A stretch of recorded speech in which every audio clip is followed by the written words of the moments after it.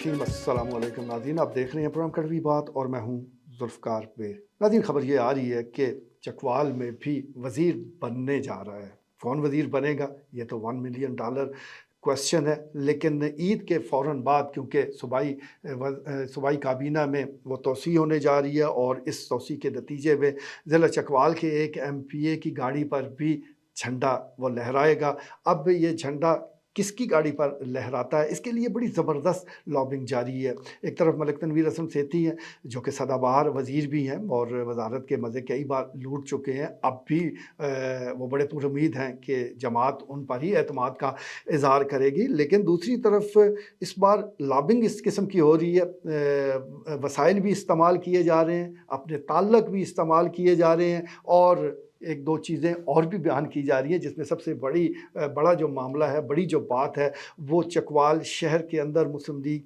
नून के जो हमायत है उसमें इजाफे की बात है। चकवाल शहर मरकज़ है और इस सिलसिले में क़यादत को बताया जा रहा है कि अगर यहाँ से वज़ीर लिया जाएगा तो पूरे ज़िले में फ़ायदा होगा, पूरे हलके में आवाम को रिलीफ़ मिलेगा और यहाँ से जो रिलीफ़ मिलेगा तो इससे जमात को बहुत फ़ायदा होने वाला है, मुस्लिम लीग नून मजबूत होगी।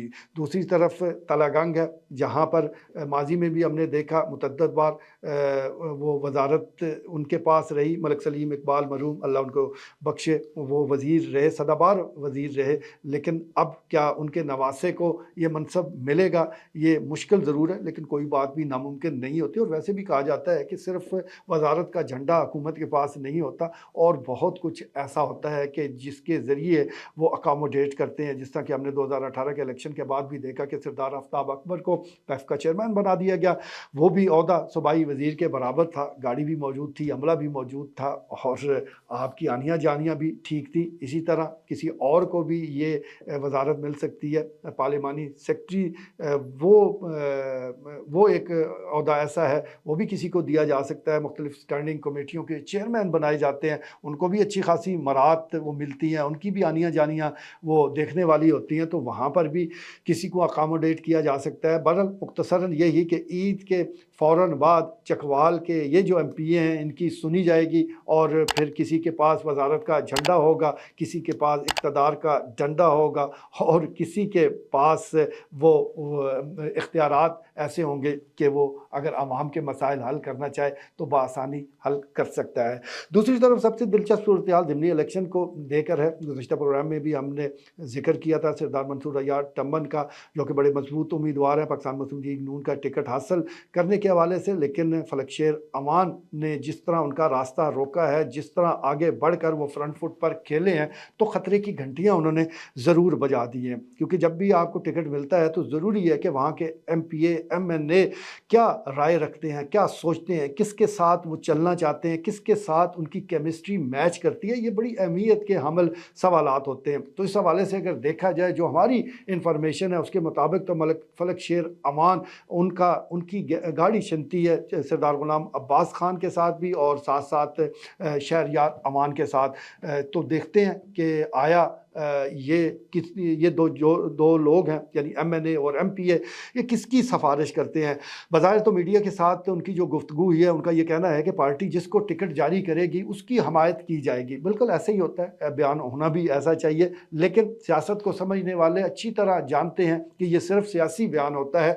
आपकी बड़ी ख्वाहिश होती है कि उम्मीदवार या तो आपके घर का हो, बल्कि घर ही का होना चाहिए, लेकिन अगर किसी वजह से वो घर से उम्मीदवार ना लाया जा सके तो फिर आपका जो करीब तरीन बंदा है, जिस पर आपको ज़्यादा ट्रस्ट है, जिसने आपके हवाले से कुछ काम भी किया हुआ है, माजी में भी आपके साथ चला है, तो कम से कम वो हो जाए। ऐसे कैंडिडेट की आप हौसला शिकनी करेंगे कि जो अब MPA वो बनना चाहता है, कोई पता नहीं अगले इलेक्शन में वो MNA का उम्मीदवार बनकर सामने आ जाए, तो एतमाद की कमी ये ज़रूर मौजूद है। लेकिन फिर भी टिकट का हसूल वो बड़ी अहमियत का हामिल है। सरदार मंसूर अयाद टम्बन भी सरधड़ की बाजी लगाए हुए हैं और दूसरी तरफ खरामा फलकशेर अमान है جو کہ اندرون خانہ وہ کام کر رہے ہیں بلکہ کام ڈال رہے ہیں. دیکھتے ہیں کہ یہ جو ان کا کام ڈالنا ہے وہ کس انداز سے آگے بڑھتا ہے. جس طرح میں نے بتایا تھا کہ وہ بزنس مین ہے, بزنس ڈیل کو بھی بڑی اچھی طرح سمجھتے ہیں اور کس سے کب کس طرح کس انداز سے رابطہ کرنا ہے وہ بھی بخوبی جانتے ہیں. 2018 کے الیکشن میں بھی وہ امیدوار تھے, لیکن اس وقت آج کے وزیر اعظم میاں شہباز شریف نے ان کو واضح کیا تھا کہ سردار ذوالفقار خان عبداللہ پہلے بھی MP تھے, اس لیے ہم نے انہی کو ٹکٹ دینا ہے. اگر ان کو نہ دینا ہوتا تو پھر آپ کے بارے میں ضرور سوچا جاتا, لیکن پھر دیکھا سب نے کہ جن کو ٹکٹ دیا گیا وہ کہاں چلے گئے. اور فلک شیر امان اپنی جماعت میں فی الوقت موجود تو ہیں, ہاں اب ان کو ٹکٹ نہیں ملتا تو یہ نہیں کہا جا سکتا کہ وہ فیصلہ کیا کریں گے, کیونکہ ایک بار پہلے بھی وہ مسلم لیگ نون کے خلاف الیکشن لڑ چکی ہیں. خود نہیں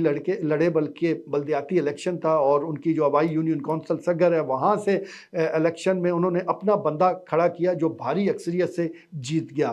اس سے دو باتیں سامنے آتی ہیں کہ اگر ملک صاحب کو آپ انکار کریں گے تو وہ کوئی اور راستہ بھی لے سکتے ہیں, اور دوسرا اگر کسی کو وہ میدان میں اتارتے ہیں تو پھر اس کی کامیابی کے لیے کوشش بھی کریں گے. تو یہ ساری صورتحال ہے. ہم دیکھ رہے ہیں کہ سیاست کیونکہ بزنس ہی بنتا جا رہا ہے تو اس میں جو بزنس مین ہیں وہ بڑے کامیاب ہو رہے ہیں. ملکی سطح کی بات کی جائے, صوبائی وزارت اعلیٰ ہو, وزیر ہو, ہر جگہ ہمیں بزنس مین نظر آ رہے ہیں. تو کیا وجہ ہے کہ حلقہ PP 22 میں ہمیں بزنس مین سیاست کرتے ہوئے بلکہ کامیاب سیاست کرتے ہوئے نظر نہ آئیں. تو یہ بالکل طے ہے کہ جن لوگوں کے بھی ٹرانسپورٹ کے کاروبار ہیں, ایجوکیشن کے کاروبار ہیں, تو ان کے پاس دینے کو بہت کچھ ہے. ہاں کب دینا ہے, کس انداز سے دینا ہے اور کون سا مہرہ چلنا ہے یہ وقت طے کرتا ہے, اور وقت پر فیصلہ کرنا کسی بھی کامیاب بزنس مین سے ہی سیکھنا چاہیے. تو بڑی دلچسپ صورتحال ہے نون لیگ کے ٹکٹ کو لے کر. دوسری طرف پاکستان تحریک انصاف کے لوگ موجود ہیں اور یہاں ان کے پاس اچھا ووٹ بینک ہے, اور یہ 8 فروری کے الیکشن نے ثابت بھی کیا کہ پاکستان تحریک انصاف کو جو مرضی نشان دے دیا جائے لوگ بخوبی جانتے ہیں, سمجھتے ہیں کہ انہوں نے ووٹ کس کو دینا ہے. تو اب بھی یہی سمجھا جا رہا ہے کہ جس کے پاس بھی تحریک انصاف کا ٹکٹ ہوگا یعنی وہ حمایت یافتہ ہوگا تو وہ ٹف ٹائم دے گا, اور یہاں پر لوگ جو ہے وہ بڑی تعداد میں اس کو ووٹ دیں گے. ایک عمومی تاثر یہ پایا جاتا ہے کہ یہاں پر یہ جو حلقہ PP 22 کا الیکشن ہے یہ تلہ گنگ بامقابلہ تلہ گنگ ہی ہوگا, یعنی دونوں امیدواروں کا تعلق تلہ گنگ سے ہو سکتا ہے. اس کی بڑی وجہ تو تلہ گنگ ضلع کے حوالے سے عوام کے تحفظات ہیں. عوام یہ چاہتی ہیں کہ یہ ضلع مکمل فنکشنل ہو, اور اس سلسلے میں وہ مختلف لوگوں کو بھی مورد الزام ٹھہراتے ہیں کہ ان کی وجہ سے یہ ضلع مکمل طور پر فعال نہیں رہا. بہرحال کچھ بھی ہو, اب ان کو یہ تسلی تو دی جا سکتی ہے کہ اگر منتخب ہوئے تو اس سے ضلع کو فعال کر دیا جائے گا. اب یہ تسلی تو حکمران جماعت ہی دے سکتی ہے, لیکن دیکھتے ہیں کہ عوام اس تسلی پر کس حد تک یقین کرتے ہیں. جہاں تک ووٹ کی بات ہے تو ووٹ تو تحریک انصاف کے پاس بہت ہے, اور اس بار حلقہ PP 22 کا جو ضمنی الیکشن ہے وہ ایک بات طے ہے کہ وہ 8 فروری جیسا نہیں ہوگا. یہ سیدھا سادہ الیکشن ہوگا, جس نے ووٹ حاصل کیے وہی کامیاب ہوگا. تو اس لیے بڑی محنت کرنے کی ضرورت ہے. دیکھتے ہیں کہ تحریک انصاف کے حمایت یافتہ دو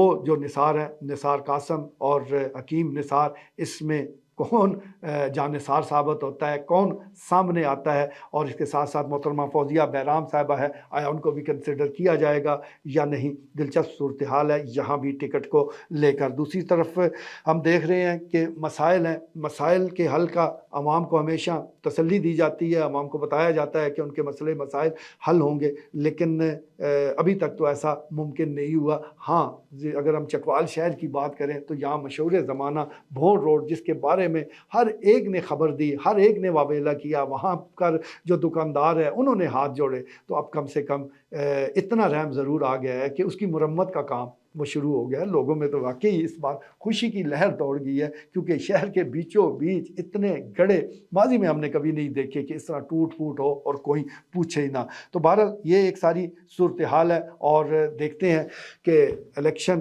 21 اپریل کو وہ کس انداز سے ہوتا ہے, کون کھلاڑی میدان میں اترتے ہیں اور کس کو کس کی حمایت حاصل ہوتی ہے. میں نے پہلے بھی بتایا ہے کہ یہ الیکشن بہت ہی اہمیت کا عامل ہے. یہ ثابت کرے گا, اس کی ہار جیت بتائے گی کہ 8 فروری کو اصل میں جیتا کون تھا, ہارا کون تھا. اس لیے یہ الیکشن سب کی نیندیں اڑانے والا ہے. آج کے لیے اتنا ہی, اجازت دیجیے. اللہ حافظ.